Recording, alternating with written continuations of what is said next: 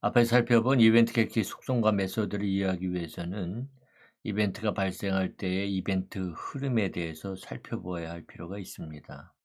여기 div 태그가 있고 그 자식 태그로 버튼 태그가 있습니다. 그리고 div 태그에 add event listener 메소드를 호출해서 클릭 이벤트를 등록을 하죠. 그래서 div 마우스가 클릭되었습니다 라고 하는 텍스트를 콘솔에 출력해요.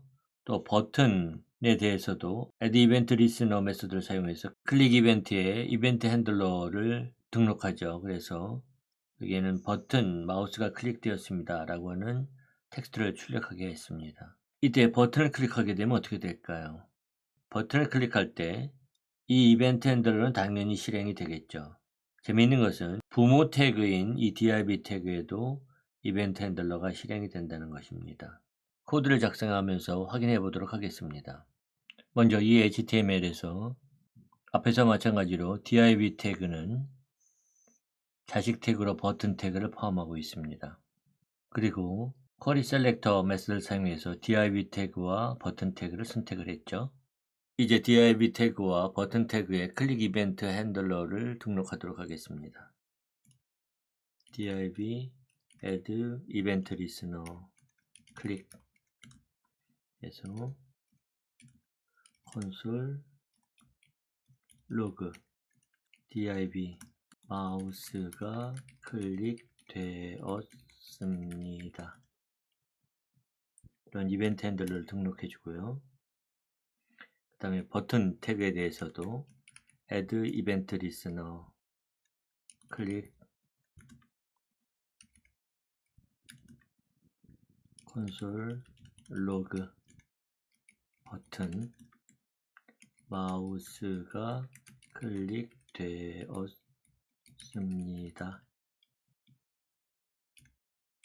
이렇게 두 개의 이벤트 핸들러를 등록을 했습니다. 이제 클릭하세요 버튼을 클릭하게 되면 이처럼 버튼과 div 태그에 등록되어 있는 클릭 이벤트 핸들러가 모두 다 호출되는 것을 알 수 있습니다. 그런데 버튼 태그 요소에 등록된 클릭 이벤트 핸들러가 실행되는 것은 당연하지만 div 태그 요소를 클릭하지 않았음에도 div 태그 요소에 등록된 클릭 이벤트 핸들러도 실행되고 있습니다. 왜 그럴까요? 웹브라우저는 이벤트가 발생할 때 버블링 모드와 캡처링 모드 등 두 개의 모드로 이벤트 흐름을 처리합니다. 먼저 이벤트 버블링 모드에서 우리의 HTML 예에서 이벤트 버블링 모드에서는 버튼 요소를 클릭할 때 클릭 이벤트는 그림과 같은 순서로 발생합니다. 먼저 버튼 요소에 클릭 이벤트가 발생하고요. 그 다음에 div 요소, 그 다음에 body 요소, 그 다음에 html 요소, 그 다음에 다큐멘트 객체, 그 다음에 윈도우 객체. 이 순서대로 이벤트가 발생합니다. 여기 코드를 살펴보겠습니다. 먼저 윈도우 객체에 add event listener 메소드를 호출해서 클릭 이벤트에 이벤트 핸들러를 등록했습니다. 그리고 document.query select all 해서 모든 태그 요소를 선택을 한 후에 각각의 요소에 대해서 add event listener 메소드를 호출해서 클릭 이벤트를 등록을 합니다.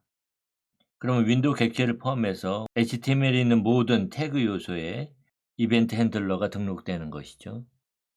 이제 버튼을 클릭하면은 여기에 있는 순서대로 이벤트가 발생합니다. 먼저 버튼에 이벤트 핸들러가 호출이 되고요.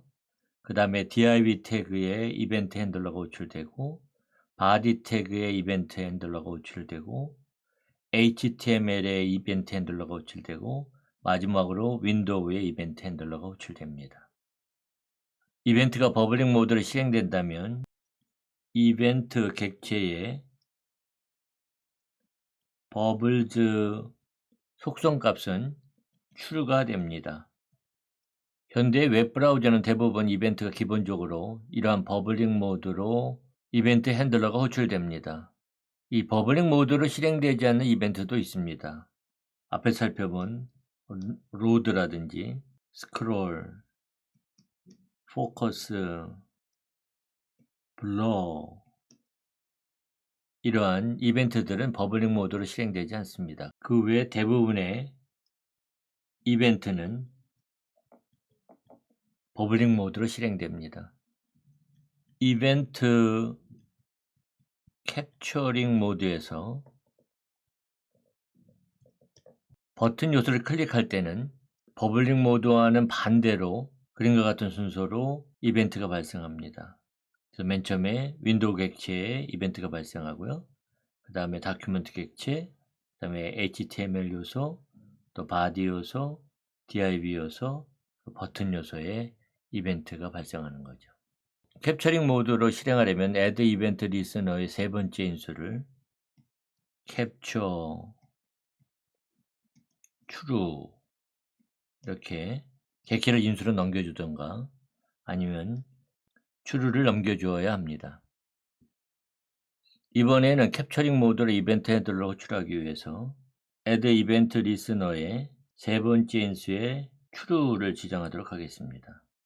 그리고 버튼을 클릭하게 되면 이와 같은 순서로 클릭 이벤트가 발생하는 것을 알 수 있습니다. 먼저 윈도우 객체에 클릭 이벤트가 발생하고요. 그 다음에 HTML, 그 다음에 body, 그 다음에 div, 그 다음에 버튼 이런 순서로 이벤트가 발생하는 거죠. 버블링 모드로 실행되든 캡처링 모드로 실행되든 이러한 이벤트 전파를 중단하려면 이벤트 객체에 스타 프로파게이션 메서드를 사용합니다. 이 코드에서 add event listener 메서드를 사용해서 클릭 이벤트 핸들러를 등록을 할 때 클릭 이벤트 핸들러에서 current target, 그러니까 현재 이벤트가 발생한 이벤트 대상 객체에 태그 네임이 div이면 이벤트 객체의 스타 프로파게이션 메서드를 사용해서 이벤트 전파를 중단하고 있습니다. 이 경우에는 버블링 모드로 이벤트가 발생하기 때문에 제일 먼저 버튼에 이벤트가 발생할 거고요. 그 다음에 div 태그의 이벤트가 발생을 하겠죠. 그리고 이 div 태그이면은 스타 프로파게이션 메서드를 호출했습니다. 그래서 그 이후로 이벤트를 전파하는 것을 중단하는 거죠. 그래서 body 태그와 HTML 태그에는 이벤트가 전파되지 않는 거죠. 그래서 버튼을 클릭하게 되면 버튼과 div 태그에 대해서 클릭 이벤트 핸들러가 호출되지만 그 이후에 body 태그나 HTML 태그에 대해서는 클릭 이벤트가 전파되지 않는 것을 알 수가 있습니다. 하지만 꼭 필요할 때만 스타 프로파게이션 메서드를 사용하는 것이 좋습니다. 예를 들어 여러분이 작성하는 어플리케이션의 사용 패턴을 분석하기 위해서 분석 시스템을 도입할 수 있는데 이 경우에 대부분의 분석 시스템은 다큐멘트 객체 이벤트 핸들러를 추가합니다.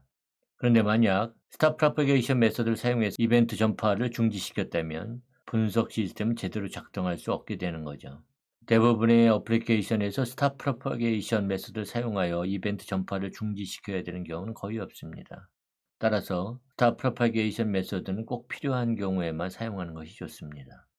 대부분의 이벤트는 기본 행위와 함께 실행됩니다. 예를 들어서 하이퍼링크를 클릭하면 지정된 URL로 이동하거나 폼 제출 단추를 클릭하면 서버에 폼에 포함된 데이터를 전송하는 것과 같은 행위를 함께 수행합니다. 이런 이벤트의 기본 행위는 prevent default 메서드를 사용해서 취소시킬 수 있습니다. 이번에는 div 태그 안에 하이퍼링크 태그를 추가했습니다.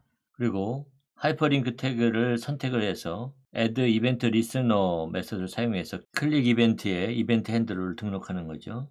이때 이벤트가 발생한 태그에 스타일 속성의 컬러 애트리뷰트에 red를 지정하고 있습니다. 그리고 event.cancelable 취소될 수 있는지 상태를 확인하고 이벤트 객체에 prevent default 메서드를 호출합니다.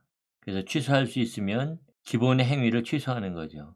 그래서 이 하이퍼링크를 클릭하더라도 하이퍼링크가 클릭되었습니다 라고 하는 텍스트도 출력이 되고 하이퍼링크의 텍스트 색상을 빨강색으로 변경시키긴 하지만 URL로 이동하지는 않습니다. 그것은 이벤트 핸들러가 호출될 때 이벤트 객체에 prevent default 메서드를 호출해서 기본 행위 즉 하이퍼링크를 클릭하면 지정된 URL로 이동하는 그런 행위를 취소시키기 때문에 그렇습니다. 우리는 이처럼 웹브라우저에서 발생시킨 내장된 이벤트를 처리할 수 있을 뿐만 아니라 디스패치 이벤트 메서드를 사용해서 이벤트를 직접 발생시킬 수도 있습니다. 이벤트를 발생시키기 위해서는 먼저 new 예약을 사용해서 새로운 이벤트 객체를 생성해야 합니다. 예를 들어서 let event equal new event. 이처럼 이벤트 객체를 생성하는데요. 이벤트 생성자 함수의 첫 번째 인수에는 클릭과 같은 내장 이벤트나 커스텀 이벤트가 올 수도 있습니다. 그리고 두 번째 인수에는 버블즈와 캔서러블 속성을 갖는 객체를 지정합니다. 그래서 예를 들어서 버블즈 콜론 true 또 캔서러블 콜론 true 이렇게 생성할 수 있는 거죠. 만약 이 두 번째 인수가 생략이 되면 버블즈와 캔서러블은 전부 false가 됩니다. 그리고 태그에 dispatch 이벤트 메서드를 호출할 때 이 이벤트를 넘겨주는 거죠. 이때 인수로 전달된 이벤트 객체에 지정된 이벤트 타입의 이벤트가 발생하고 해당 이벤트 핸들러가 호출됩니다. 이벤트 핸들러에서 prevent default 메소드를 호출해서 이벤트 기본 행위가 취소되면 dispatch 메소드는 false를 반환하고 그렇지 않으면 true를 반환합니다. 여기에서 쿼리 셀렉터로 버튼 태그를 선택을 하고요. 그 버튼 태그에 add event listener에서 클릭 이벤트 핸들러를 추가합니다. 이때 이 클릭 이벤트 핸들러에서 new 예약으로 이벤트 생성자 함수를 호출해서 클릭 이벤트를 생성하는 거죠. 이때 bubbles true, cancelable true 속성을 지정합니다. 그리고 이 이벤트 객체를 인수로 하이퍼링크 태그에 디스패치 이벤트 메서드를 호출합니다. 그러면 하이퍼링크에 클릭 이벤트 핸들러가 호출되겠죠. 그래서 여기에서 prevent default 메서드를 호출해서 URL로 이동하는 하이퍼링크의 기본 행위를 취소시켰기 때문에 디스패치 이벤트 메서드는 false를 반환하게 되죠. 그래서 false의 not이니까 cancelled가 true가 되고 그래서 cancelled가 true이면 이벤트가 취소되었습니다 라고 하는 텍스트를 콘솔에 출력하게 되는 거죠. 그래서 클릭하세요 버튼을 클릭하게 되면 하이퍼링크에 클릭 이벤트가 발생하게 되고 이 클릭 이벤트가 발생할 때 prevent default 메소드가 호출됐기 때문에 이 dispatch 이벤트 메소드는 false를 반환해서 false의 not, true이기 때문에 이벤트가 취소됐습니다 라고 하는 텍스트를 콘솔에 출력하게 됩니다. 그런데 클릭과 같은 마우스 내장 이벤트 타입에는 이벤트 대신에 마우스 이벤트 또는 포인터 이벤트 클래스를 사용하는 것이 좋습니다. 그래서 여기에 마우스 이벤트 클래스의 인스턴스를 생성해서 이벤트를 발생시킬 수도 있고요. 또는 커스텀 이벤트 클래스를 사용해서 커스텀 이벤트를 만들 수 있습니다. let event equal new custom event 첫 번째 인수는 이벤트 타입이고요. 그래서 클릭. 두 번째 인수에는 객체를 생성해서 이벤트에 관련된 정보를 넘겨줄 수 있습니다. 예를 들어서 디테일 해서 객체를 넘겨주는데요.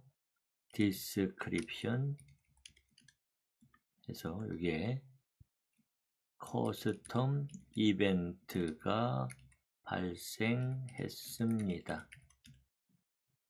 이런 값을 넘겨주는 거죠. 그러면 이벤트 대상 객체의 이벤트 핸들러에서는 인수를 통해서 이 정보를 받을 수가 있습니다. 예를 들어서 여기에서 event.detail.description 와 이렇게 줄 수 있는 거죠.